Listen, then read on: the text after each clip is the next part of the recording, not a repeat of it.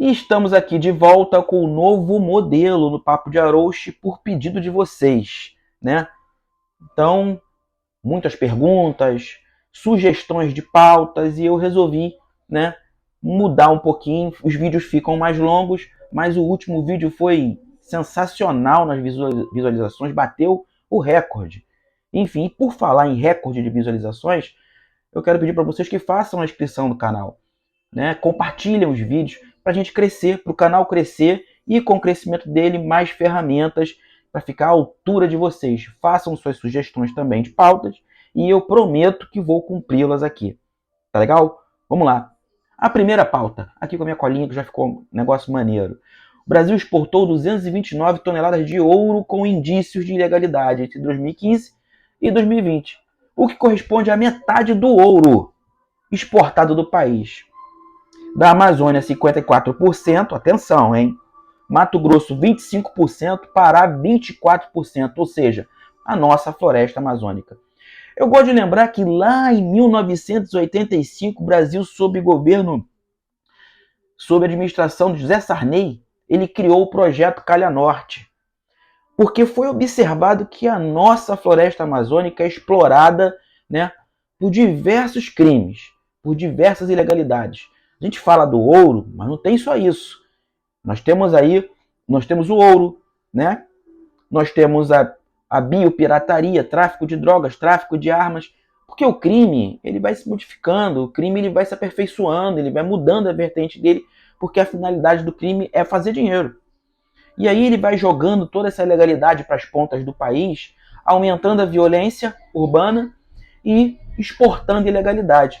Por falar em exportar ilegalidade, existe já uma investigação, inclusive da Interpol, que identifica que o ouro ilegal que sai da América Latina, uma parte dele, principalmente da Venezuela, passa por algumas ilhas ali da Mesoamérica e de lá segue para onde? Suíça. Assim como a Suíça é a maior compradora de ouro brasileiro. Inclusive, há pouco tempo deu uma nota dizendo que vai começar a tentar identificar a legalidade do ouro que chega por lá. Bem, eu não acredito que vai ser dessa forma, né? Eu não acredito nisso, mas tomara que seja feito. Esse é o espectro do tamanho da ilegalidade e da exploração que acontece na floresta amazônica. Algo que tomou uma proporção muito grande no último governo, no governo bolsonarista, vocês vejam, entre 2015 e 2020, né? Ou seja, esse número de exportação de ouro ilegal aumentou. Eu quero deixar um detalhe muito grande aqui para você que tem aquele tiozão bolsonarista. A última indicação do presidente Bolsonaro para ministro do STF, ou terrivelmente evangélico, esse atual ministro, por uma grande consequência, quando ele foi empossado, alguns dias depois, 2 tios dele conseguiram concessão para explorar ouro na floresta amazônica. A Agência Nacional de Mineração concedeu essa permissão, né? E eles são sócios também por uma grande, de repente, uma grande coincidência do advogado do Silas Malafaia. Silas Malafaia, aquele que já foi investigado e acusado por exploração ilegal de ouro na floresta amazônica. Bem, tudo isso deve ser uma grande coincidência. Então, quando você tiver com seu tiozinho, o tiozão bolsonarista, pede para ele explicar isso, tecnicamente, com argumentos e não com falácias. Vamos lá. A segunda pauta é a influência do Arthur Lira no Congresso Nacional.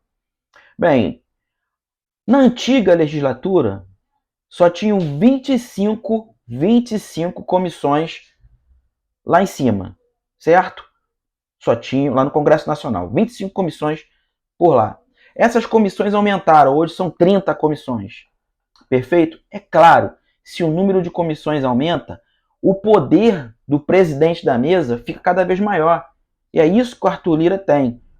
Poder nas suas mãos, ao ponto dele achar que o Brasil é um semipresidencialismo. Gente, semipresidencialismo acontece em Portugal, na França, mas aqui não. Pelo menos ainda não.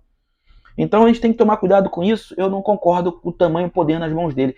E eu quero deixar aqui mais uma vírgula. Arthur Lira. Arthur Lira, quando deputado estadual em Alagoas, ele conseguiu a proeza de fazer empréstimo consignado com as verbas de gabinete.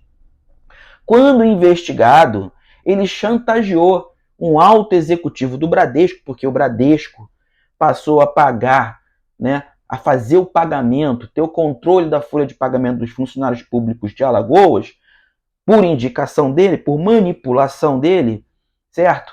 E ele chantageou esse executivo para conseguir se livrar dessa investigação da Polícia Federal.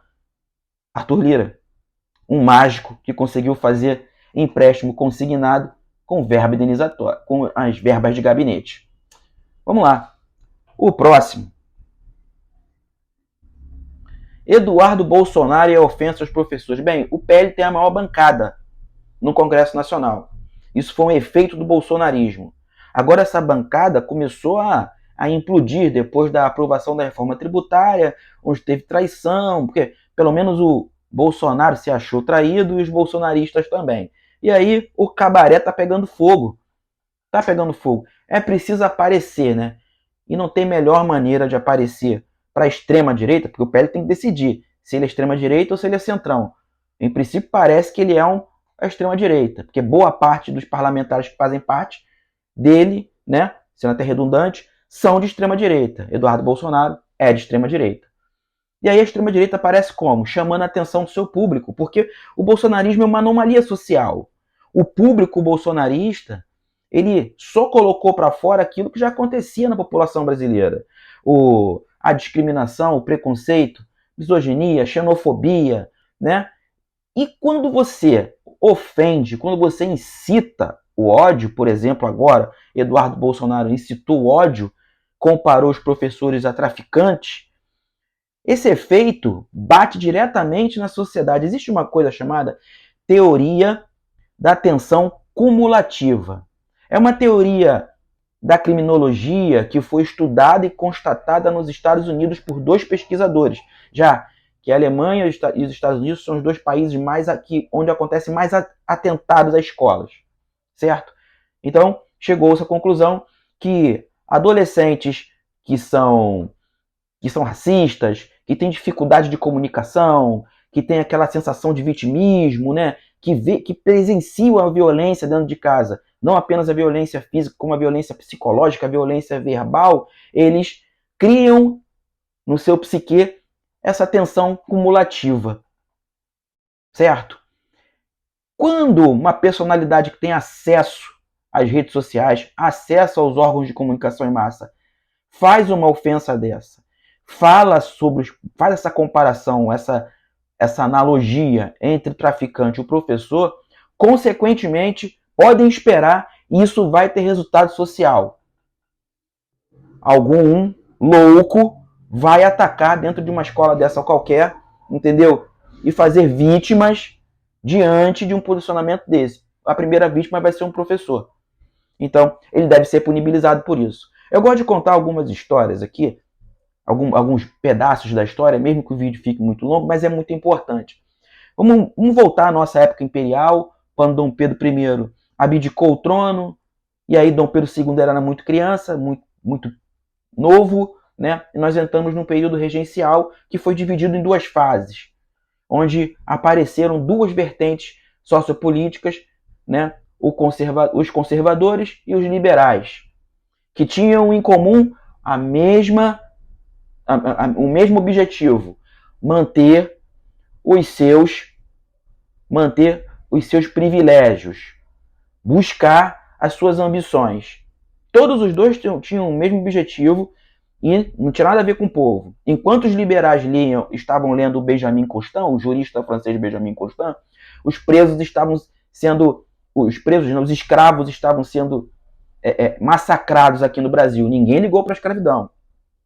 Aí depois disso, chegamos à época republicana, Constituição de 1891, onde o Estado foi separado da Igreja, certidão de nascimento, mandato de 4 anos de presidente, com um detalhe: o vice só poderia assumir depois de 2 anos, caso o presidente saísse, ou simplesmente fosse deposto, tanto faz. Morreu, tinha que ter eleição antes dos 2 anos. Isso não aconteceu.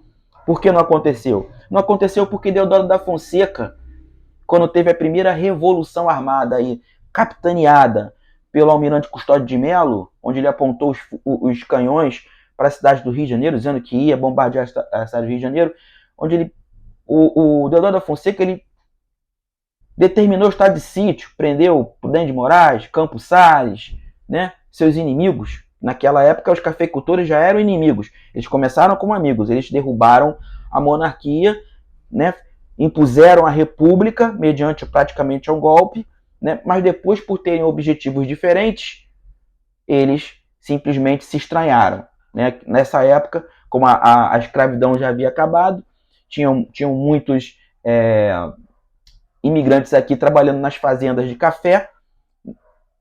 Os italianos, os japoneses, os alemães, a imposição dos cafeicultores era que esses imigrantes fossem legalizados aqui, passassem a ter nacionalidade brasileira. Eles não jogavam para perder. E assim foram criando revoltas e revoltas. Eduardo da Fonseca meteu o pé, saiu. Floriano Peixoto assumiu, não era para ter assumido, porque deveria ter acontecido eleições, mas ele disse que como o Brasil estava sob estado de sítio, aquele dispositivo que suspende os direitos constitucionais, muito utilizados, né, por qualquer ditadura. E isso é bom, por isso eu estou contando, fazendo essa passagem histórica. Depois Floriano assumiu, teve a segunda Revolução Armada, onde realmente Custódio de Melo bombardeou aqui o Rio de Janeiro. Ele não cedeu, continuou no governo. Custódio de Melo participou de outra revolução, a Revolução Federalista, lá na antiga Farroupilha, que já explorou os negros e colocou os negros na linha de frente, prometendo para eles liberdade, e a maioria das pessoas que morreram pela Farroupilha foram os negros, assim como a maioria dos que morreram na Guerra de Canudos foram os negros e ficaram desempregados aqui no Brasil e criaram a primeira favela, Morro da Providência. Olha só. Depois disso, Prudente de Moraes assumiu, teve a Guerra dos Canudos, ficou enfraquecido, passou vergonha tanto os militares quanto, né, os presidentes civis, né, a Força Civil brasileira.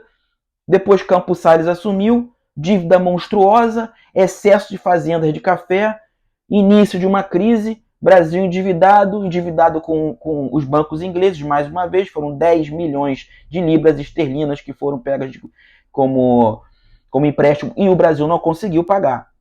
Depois disso veio o tenentismo, Estado Novo, outra ditadura, e dali estado de sítio. Aí depois, entre 45 e 63, várias tentativas de golpes dos militares aliados a oligarquias, sempre lutando pelos seus interesses. 64, mais um golpe, certo? Mais um golpe, onde os militares tomaram o poder com a promessa que devolveriam e nunca devolveram esse poder, e passamos por um momento de uma ditadura ainda mais violenta do que o Estado Novo. Enfim, chegamos à Era Democrática, onde esse dispositivo ainda continua lá na Constituição Federal, o estado de sítio. Esse estado de sítio, para vocês perceberem como os bolsonaristas são fracos, eles não são criativos tecnicamente, né? Então eles buscam aquilo que já existe na história brasileira para tentar fazer de novo. Tanto que 8 de janeiro foi comprovado isso, né? Nas mensagens de WhatsApp. E quem não sabia que isso estava acontecendo? Quem não tinha ciência que várias caravanas saíram aqui do Rio de Janeiro, capitaneadas por políticos e empresários, para realmente fazer aquele golpe lá, e depois falarem que foram um monte de velhinhas. Teve um monte de pessoas fazendo vídeo, quebrando tudo. Então, não tem como se enganar. Por que eu falei isso? É por isso que o bolsonarismo não gosta dos professores. Entendeu? Porque ninguém quer escutar a verdade da história. Ninguém quer fazer analogia, né? Eles não gostam de você produzir o senso crítico numa analogia histórica para explicar a ciência política e explicar o presente e o futuro da política brasileira. É por isso que o bolsonarismo, assim como todas as ditaduras, não gostam dos professores, e só falta agora queimar os livros, né? Não fiquem surpresos se em alguns locais por aí do Brasil alguém fizer uma fogueira de livros e falar, não, a gente não precisa de livros não, o livro ele só ensina o socialismo, o comunismo, sem ao menos entenderem como funcionam, né, essa vertente tanto econômica quanto a vertente social, o comunismo social e econômico do socialismo, tá? Para a gente conseguir chegar numa interpretação do que é o capitalismo sustentável. Então é essa minha explicação rápida, desculpe o vídeo longo, sobre o que é a imbecilidade do bolsonarismo. É isso aí. A última, ainda tem mais duas. Foi perguntado para mim o que é, por que a reforma tributária, né, agora sob avaliação do Senado, precisa de uma lei complementar que determine a alíquota. Bem, porque é uma norma constitucional de eficácia limitada programática. O que seria isso? O que é uma norma, essa palavra tão difícil, né, que vem do constitucionalismo, né? O que é uma norma constitucional de eficácia limitada? O que vai acontecer? A emenda vai ser emendada à Constituição Federal. Entretanto, vai ficar pendente de uma programação, uma lei complementar que estabeleça uma meta. E essa meta vai ser exatamente o valor da alíquota. Entendeu? Legal? É isso. Trocando em miúdos, é isso. Agora, o último. Suicídio de policial militar. Bem, eu tenho muito cuidado para falar sobre segurança pública, porque sou profissional de segurança pública já quase me aposentando. Então, e sou progressista. Enfim, eu tenho muito cuidado para entrar no assunto para que não esbarre em sentimentos e seja totalmente frio com a análise. Bem, 77,4% dos policiais morreram de folga em 2021. Em 2022, foram 52 suicídios. Em 2021, 52 suicídios, 80 em 2022. Isso está sendo direcionado a um aumento de 54%. Não é muito difícil explicar isso, né? Quem defende os direitos humanos do profissional que tem que defender os direitos humanos? É uma grande pergunta, certo? Inúmeros, seja profissional de segurança num país que tem 47 mil homicídios, onde 76% são por arma de fogo, onde 77,9% são negras, 50% 12 a 29 anos de idade, onde tem uma população carcerária de 820.689 presos, sem esperança de ressocialização. Seja profissional de segurança num país desse, onde você provoca uma confusão técnica e profissional, dizendo para esse operador de segurança o seguinte, ou insinuando a ele, ou ele é profissional de segurança nacional, militar da União, ou ele é operador de segurança pública. O conceito de segurança pública nada tem a ver com o conceito de segurança nacional. Aliás, o artigo 142 da SF/88, que versa sobre a missão das forças militares, já passou do tempo de ser reformulado. Já passou do tempo, inclusive tirando a GLO. Existe um projeto em relação a isso. E o 144 também já passou do tempo de ser reformulado. Já passou do tempo de colocar na cabeça do policial militar, um grande exemplo, certo? Com quase 406 mil agentes no Brasil inteiro, que ele não é um guerreiro de selva que mata guerrilheiro, ele é um operador de segurança pública. E a segurança pública é direito de todos e obrigação do Estado. Quando essa arquitetura mudar, as coisas mudam e aí vão entender que boa parte dos nossos policiais estão doentes psicologicamente, fisicamente e psicologicamente, e ninguém escuta. Bem, eu sou Jefferson Arouche, um barco remando contra a maré.